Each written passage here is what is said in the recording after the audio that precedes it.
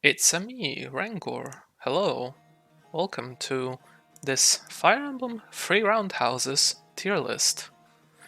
So, as you might be aware, some people have decided that, hey, making tier lists is kind of fun.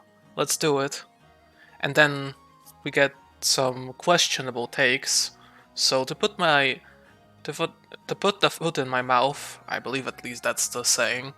I've decided to make my own and actually justify it so that people can point at it and laugh at very specific things I've said.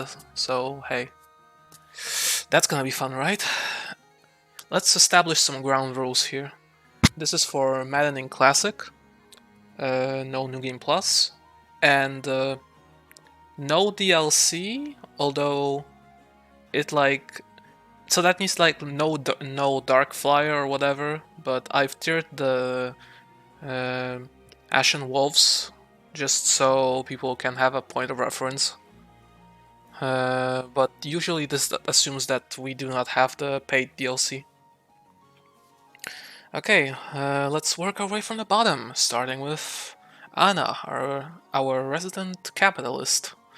So Anna is a quite sad case in Three Houses. She has some nice boons, honestly, in axes, bows, and flying, I believe. But she has an authority bane, and she supports absolutely no one. On top of that, her base stats are atrocious. Someone at Intelligence Systems thought it would be a good idea to give her 5 sevens, because you know she's supposed to be lucky and all. But that turns out to be quite a bad stat line. Who knew? And of course, one of those sevens isn't allocated to defense because that would be too nice. So yeah, Anna, she's just a case of, like, why are you using this? I mean, it's Free Houses, you can make anyone work, honestly. But Anna is like, she doesn't support anyone. In fact, she takes up slots, because 1.2.0 introduced that mechanic where even if you don't support, you don't gain any bonus, but you still take up the slot. So like, why? I don't know. But hey, we're here. All right, and then we have our resident archer boy, Ashe. So the problems with Ashe are that he just doesn't have anything going for him. Like, you want a male archer, Ignatz just does it better. Like, he doesn't make a good wyvern because his stat line is kind of bad. Like, and then in Out of House, in 2 routes, he leaves for a few chapters, including chapter 14, which is a chapter where you kind of want a sniper for the Pegasi and Falcos. So him not being there hurts. It hurts a lot. And then his personal skill, of course, is Lockpick, which... it's Lockpick, it's not even steal, it's just, hey, I saved 300 gold. I guess you can't run into the situation where you forget to buy a chest key, but hey. So he saves you like 1k in a game where gold is plentiful. Whoa? Question mark? But yeah.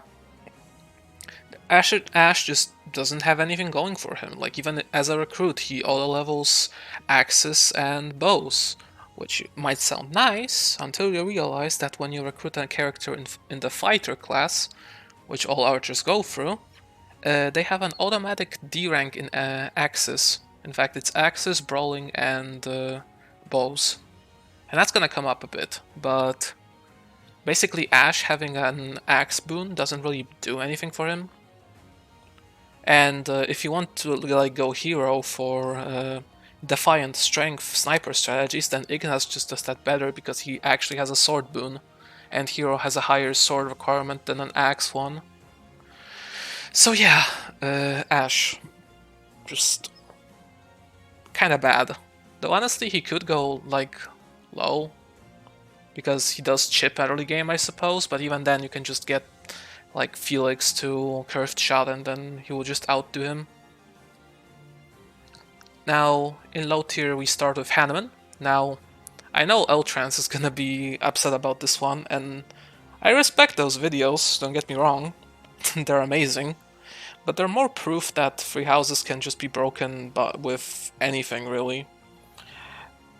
Hanneman has the issue of joining kind of late, chapter 8, in an intermediate class with masteries missing, notably HP plus 5, magic plus 2, and the fiendish blow.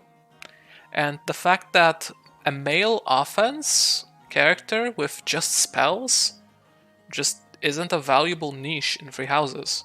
Like, he has Recover, I suppose, but he starts at, I believe, E rank. Yeah, he starts at E rank 5, so that's gonna take a while.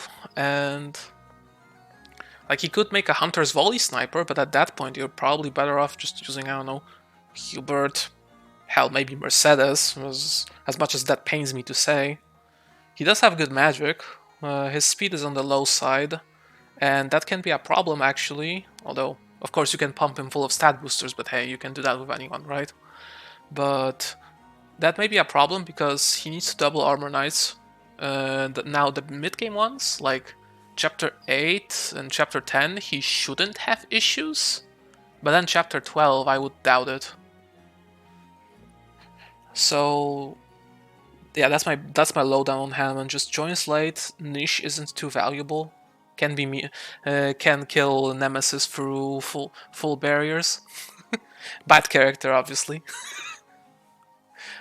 Also, his best support is Dorothea, don't at me.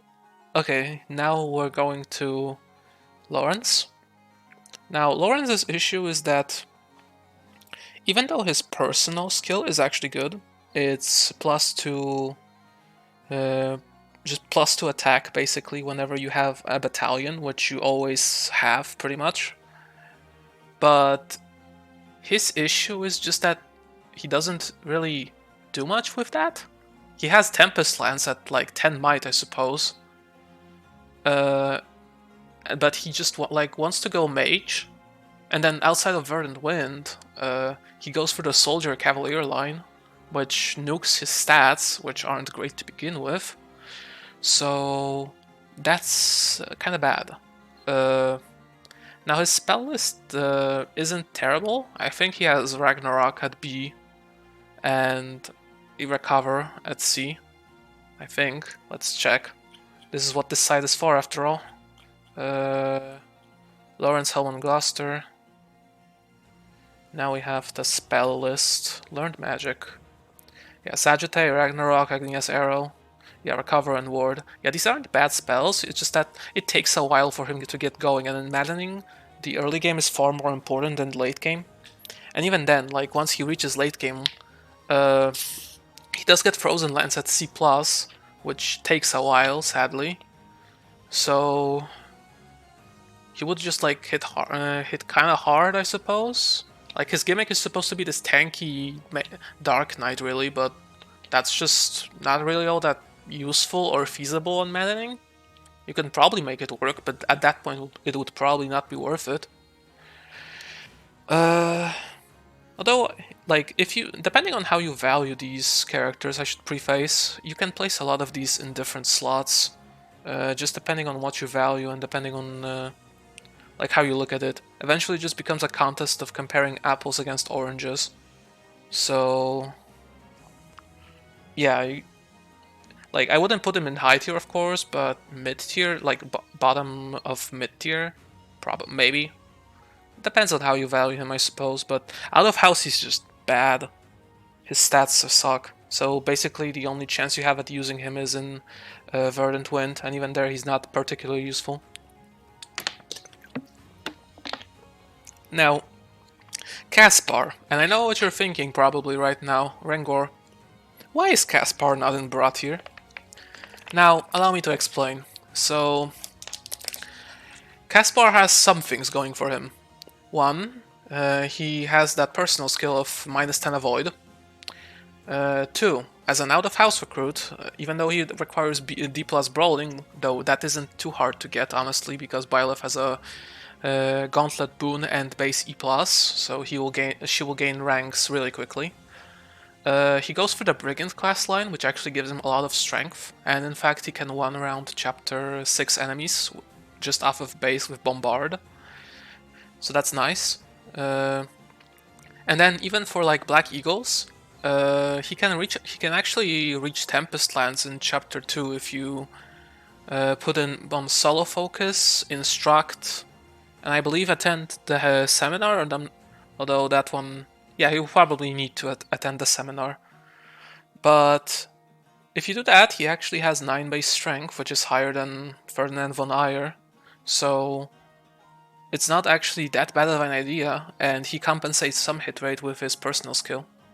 And then once you do level up his authority to C rank, which is the highest he should probably go, is he gets actually Battalion Ref, which is nice because Battalion Ref is probably one of the most powerful abilities in Three Houses overall. It gives you plus 50 crit on enemy face, so combine that with Vantage, or don't, and just like stack a defense on him. And he can actually do some work with a killer weapon. An additional reason is that he also slots into the Grappler, War Master, Fortress Knight class setup, and he does that the worst out of all of them, which is why he's the lowest of them all. But he still can do it, and it's a good setup. Now Ashe can obviously go Sniper, Hanneman can go Sniper, but Sniper is honestly not a class that isn't in high demand, because basically anyone can make a good Sniper, really. Assuming you don't have a Bowbane, because at that point you're just fighting against a Bowbane, but other than that, our Sniper is a very easy class role to fill. And being able, you might laugh at Fortress Knight, but then late part 1 and then early part 2, you can actually stack protection pretty well.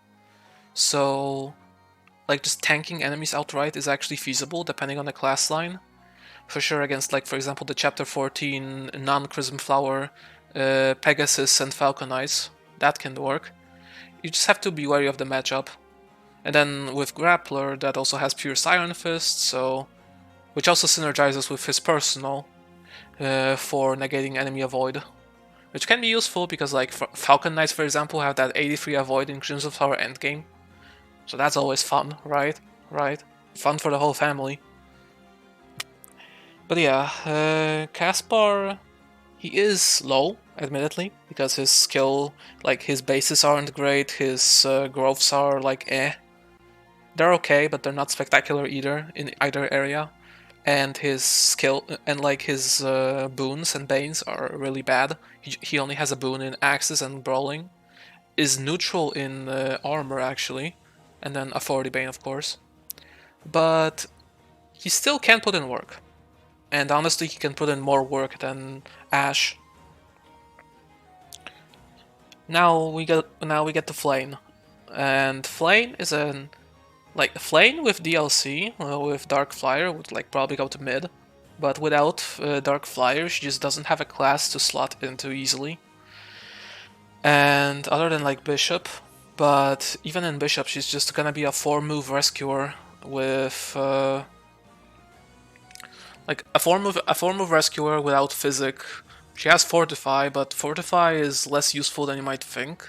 Especially at, like, the better you play, the worse Fortify becomes, because you become able to control exactly who gets damaged and who you want to keep at low HP. So Fortify can indeed become a liability. And otherwise, she's honestly just better off slotted into the Adjutant slot for Sedef or Byleth, because she gives them plus attack. Now, of course, you can make her work. You can make her go like Gramarye. If you raise her rank in Reason, which you need to unlock a hidden talent for. But overall, she's just not all that worth it. I'm gonna be real, Chief. And then there's also the fact that she joins in Chapter 7, and it's just not a great sign overall. Also, obviously not available in the best route, so, you know, negative points there, obviously. And lastly, we get to Manuela. Now, this placement over here, this will depend on how highly you value the third string warp, because that's basically what she is, a third string warp. You could make her offensive, or I don't know, but her stat line just isn't all that great on Maddening, and a Reason Bane just sucks. She would basically have to, like, go I don't know, Trickster? That's DLC, but I don't know, Trickster? Maybe? Assassin? That will give her speed at least, with like Levin Sword. But yeah, she just has that problem of not being able to like fit into any role, and her like spell list isn't particularly like amazing either, because like yeah, she has warp, but then she has what, ward and silence. That's not exactly the best selection there. So you're basically only using her for warp, which, don't get me wrong, is useful on some situations, like where you need to like redeploy a large amount of warp users. But other than those situations, she's not gonna do all that much. So she's useful when you need her for the third string warp that doesn't have much range really, unless you invest into her. I know the Black Eagle's LTC does that, but that's just because of how fast that plays, and Manuela becomes the only one that can actually promote to Bishop in part 1, due to EXP requirements. But in regular play, that's just not the thing, so yeah, I believe this placement is honestly justified. Now we get to mid-tier, and we're gonna talk about Gilbert and Alois in this section, because they're very similar units overall.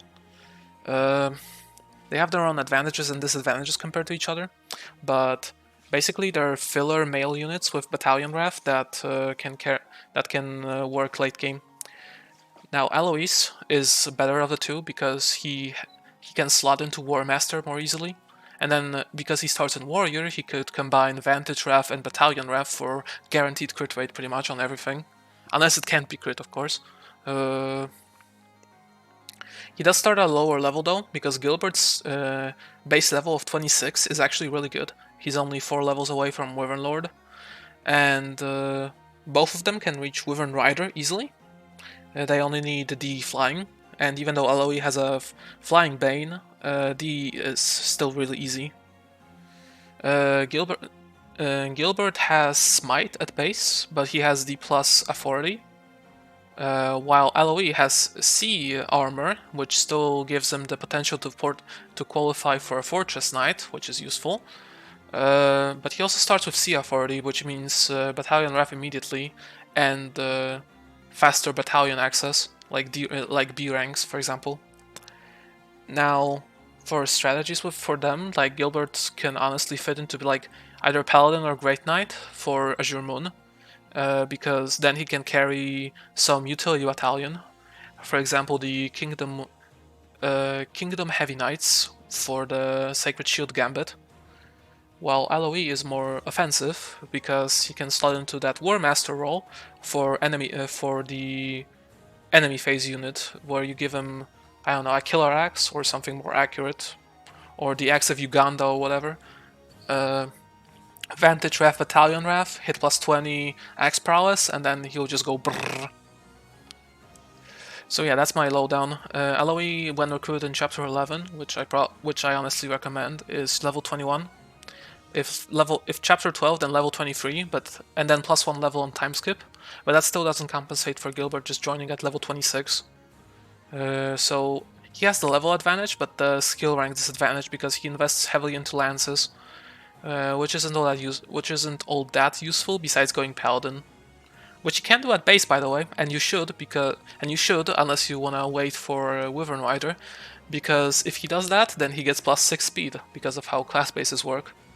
So yeah, he's not doubled by Armor Knights at base, guys. You're just bad. Have you considered that? Now we have Mercedes, the overrated healer, pretty much.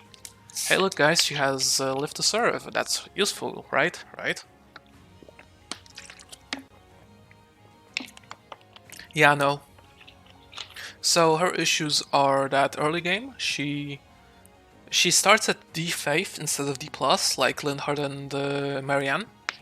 So she can't reach Physic in Chapter 2. And before you ask why is free uses of Physic relevant, well, 1, that's 3 more heals. 2, that's still a ranged heal, and sometimes you just need that few tiles of space between the caster and the target. Now, and her issues don't stop there though.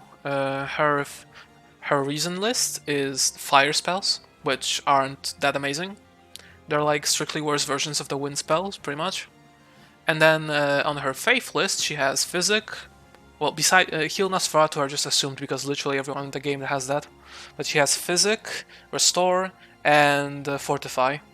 Basically Linhardt's spell list, except instead of warp, it's fortify. And that one spell makes a hell of a difference. Because, again, as I said with Flayn, fortify loses a lot of value when you get better.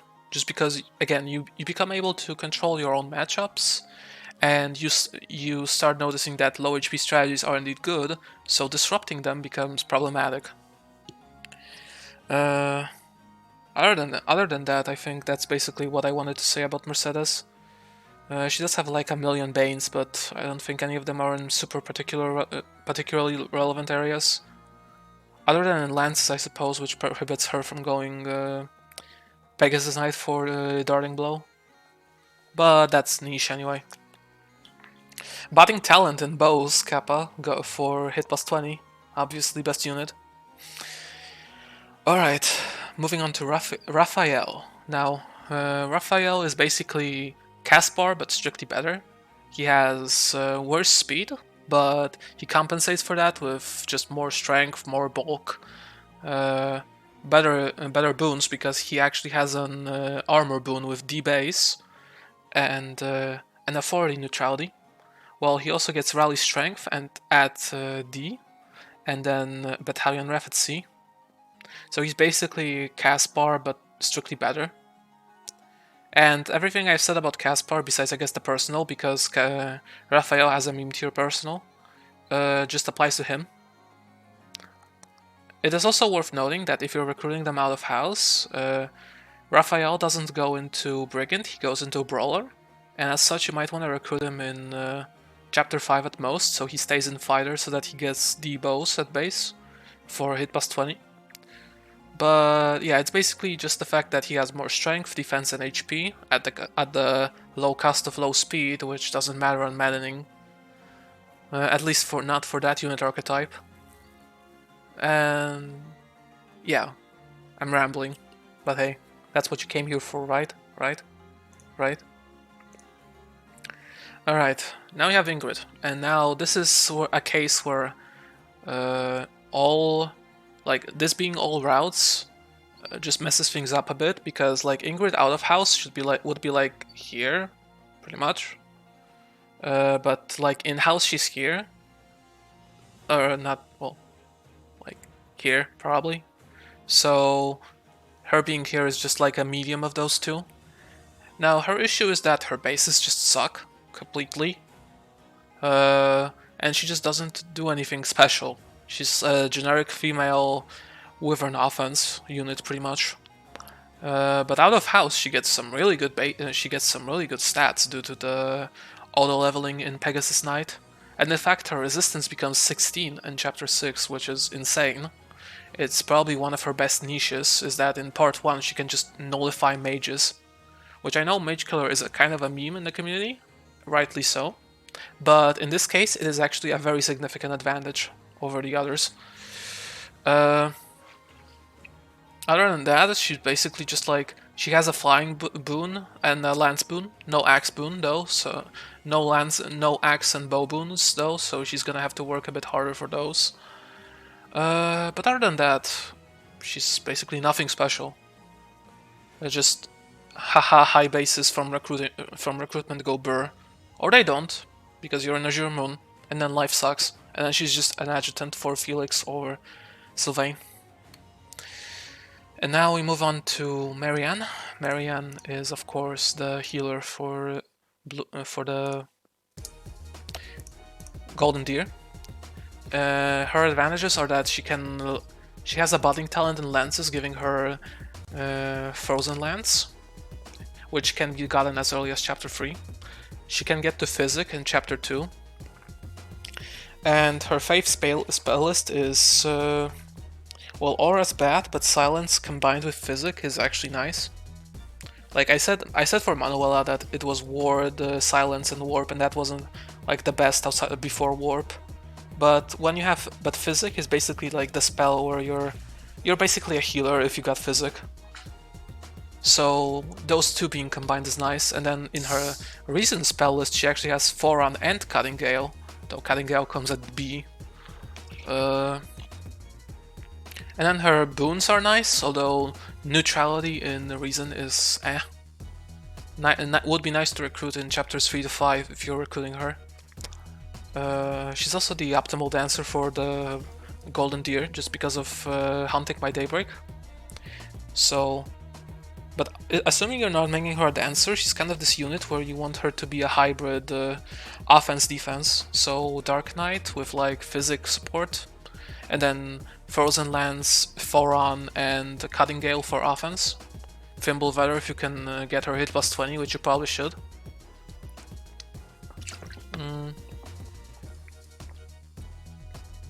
Anything else? Not really. It's just a case of that offense beating out whatever Mercedes is offering, because Mercedes is basically on a strictly heal basis. Dorothea, she gets physic from her budding talent in Faith, which doesn't give her physic obviously, but it makes getting it easy because it turns Faith into a boon. But the main reason she's here is that while she is also a female offense unit like Marianne, and I believe she does get Hexblade as C+ sword, so that's decent, although like Lorenz that's kinda late-ish. But no, her main draw is that in the early game she is the only user of Rally Charm, which means that Black Eagles actually have... the Black Eagles are basically the only house which has reliable Gambit hit rates, because +8 Charm is +40 hit, and that turns them from somewhat reliable, from like somewhat to really reliable stuns.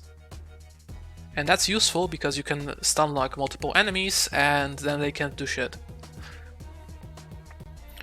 So yeah, that's my take on Dorothea. And then from her offensive spell list, Forerun, Forerun and Sagittae, except she also has a Reason boon and the base, so that's nice. Sagittae is basically Cutting Gale, slightly worse stats, but 10 uses instead of 6, so that's really nice. Yeah, that's my take on Dorothea. If you're thinking these takes are underbaked, then fair enough. I'm bad at talking. I'm not a show business owner. If you don't like it, you should unsubscribe. I'm waiting for that 776 special again. Now we get to Yuri. But Rengor, why do you rate Yuri so low? He's a fast boy. Yeah, well, here's Yuri's problems. 1. His boons. The only good class he can really slot into is Sniper. Like, Assassin isn't that great, isn't good on Maddening, it just doesn't have the killing power. He has Banes in Lances, Axes, Flying, and Riding. And then only in Neutrality in Gauntlets, which would be his best class to his personal. So that's 1. And 2, he's supposed to be this fast unit, but they forgot that fast units kinda need a Darting Blow to function. So that's not the best. And before you mention, oh, but he uses Feathers of Dromuel. Well, anyone does. He only gets the Pavice Aegis effect from his decks. That's it. Everyone else can use them just fine. In fact, a Crestless Dancer can just... Yeah, a Crestless Dancer can just dance and they don't even take the recoil, so like lol. Speaking of which, I forgot that Dorothea also has Meteor, and that also makes her a good dancer because she actually has support options with it. So, depending on how many units in your team she supports, that can be really valuable. Or if you're using her as an offense unit in Grammary, then 2 Meteor casts are quite good. But yeah, back to Yuri. He only has Windsweep as a really good combat art, which he does get at C+. Now, he does have some nice authority at base, which is honestly great. He's a second unit who could use Blaze in Chapter 3. Unless you're the Lions. And then Faith is nice because he's a secondary, he can use heal in chapter 2. Which you should recruit him in chapter 2, by the way. If you're using him. But yeah, it's just that he's like useful early game, but then he falls off due to bad class options. Unless you make him a sniper, but that's like a generic role in my opinion. And also one that a lot of units can fill, and even fill better. So yeah, that's why I rate him where he is.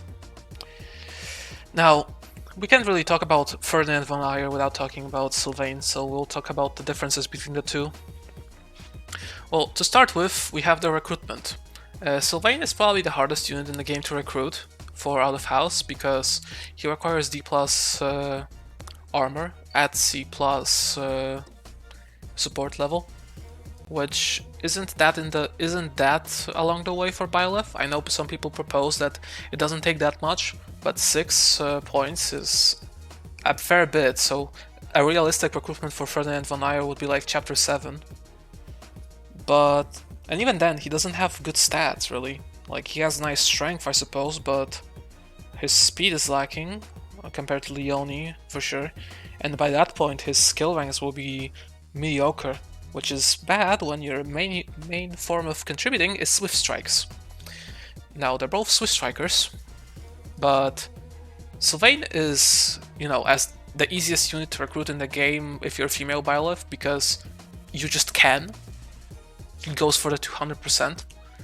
And then early game, Ferdinand von Ayer actually has some shit strength. Just look at it, it's 8. While Sylvain, if recruited to Black Eagles, for example, he's gonna have 10 strength and be level 3, so closer to promotion, and have a skill rank advantage, and his personal is better in the early game. So he's basically gonna have a 4 strength 3 defense lead, which is a lot. Ferdinand's advantage is that well, he's gonna hit more, but that doesn't really come up until later, because even though he could be using like Tempest Lance with Iron for more reliability, just the fact that Sylvain can just tank is way better and more useful in Maddening.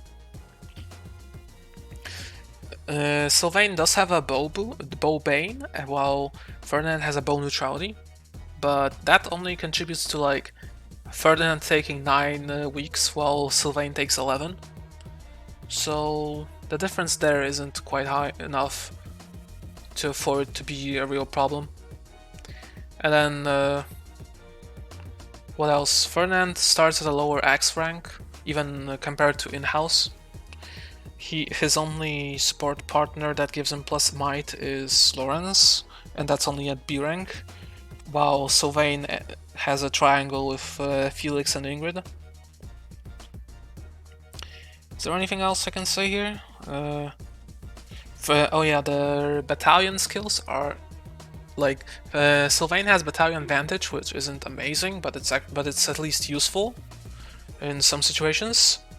While Ferdinand von Ayer has battalion desperation, which is useless, especially if you're not fast on Maddening. So tough luck. He does have rally dex, I suppose, but yeah,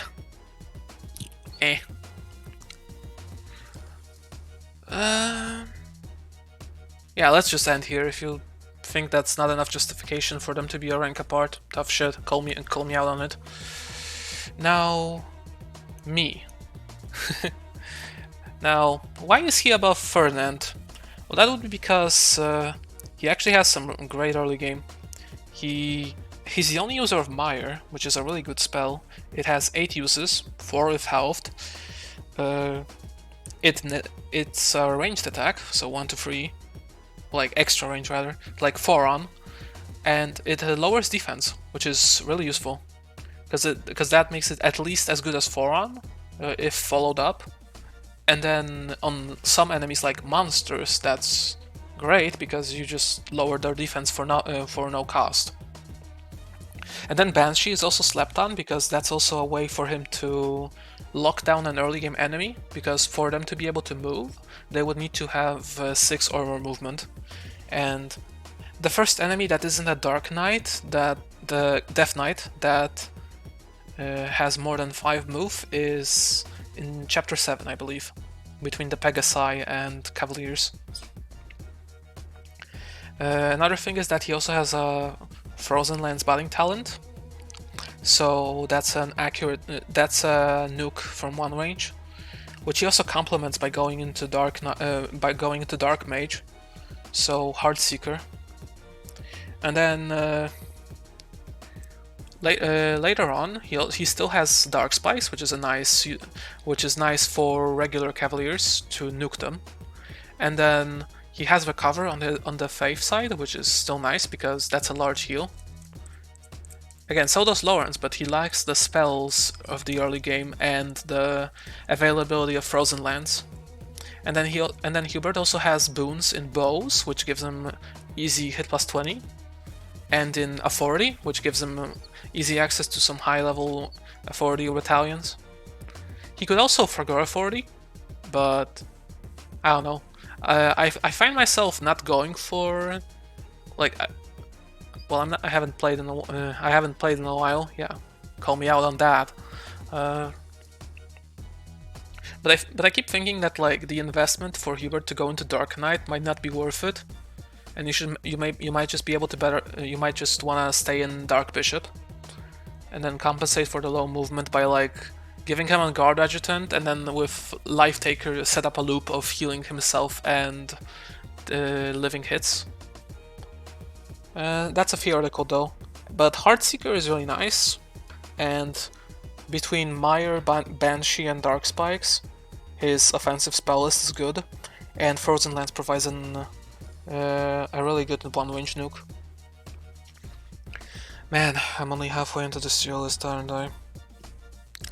Alright, so in mid, I'm losing my track record here.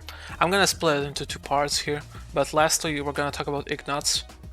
So Ignatz is basically the ideal male sniper, because he has hit plus 20 as his personal skill, which you can stack with another hit plus 20 for really accurate. And he has an axe neutrality, which is not that bad for going into Brigand for the death blow. He could go into Hero for Defiant Strength if you're into more like skill grinding, I suppose. But with Defiant Strength, he can dish out some real damage with Hunter's Volley.